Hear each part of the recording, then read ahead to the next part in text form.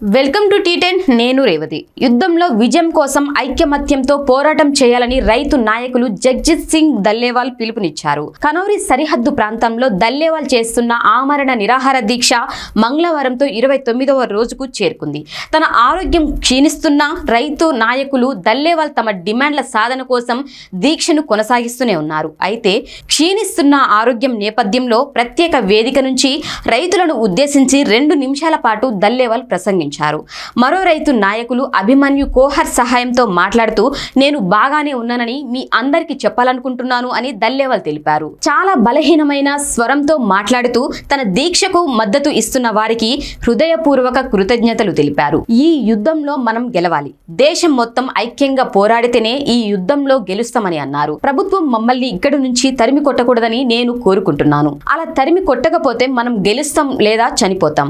ఈ రెండిటిలో ఏదో ఒకటి జరుగుతుంది అని అన్నారు. దల్లేవాల్ ప్రసంగించిన తర్వాత అభిమన్యు కోహర్ మాట్లాడుతూ తాను బాగానే ఉన్నానని దల్లేవాల్ చెప్పడం అతను శారీరకంగా క్షీణిస్తున్నా అతని స్పిరిట్ గొప్పగా ఉందని అర్థమని వివరణ ఇచ్చారు. ఎంఎస్పీకి చట్టబద్ధత, రైతులకు రుణమాఫీ, రైతులకు వ్యవసాయ కార్మికులకు పెన్షన్ వంటి డిమాండ్లతో నవంబర్ 26 నుంచి దల్లేవాల్ నిరాహార దీక్ష చేస్తున్న సంగతి తెలిసిందే. దల్లేవాల్ ను పరీక్షిస్తున్న వైద్యులు అతని ఆరోగ్య పరిస్థితి విషమంగా ఉందని చెబుతున్నారు.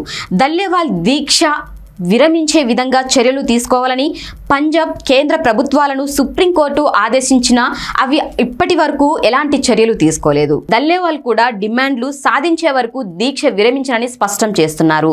కాగా మార్చ్ 2 ఢిల్లీని భద్రతా దళాలు అడ్డగించిన తర్వాత ఫిబ్రవరి 13 నుంచి పంజాబ్ హర్యానా సరిహద్దుల్లోని శంభు ఖనౌరి ప్రాంతం వద్ద సంయుక్త కిసాన్ మజ్దూర్ మోర్చా బ్యానర్ కింద రైతులు ఆందోళన చేస్తున్నారు. దీనిపై మీ కామెంట్ తెలియజేయండి. ఇది వాళ్ళ న్యూస్ చూస్తూనే ఉండండి టీ10.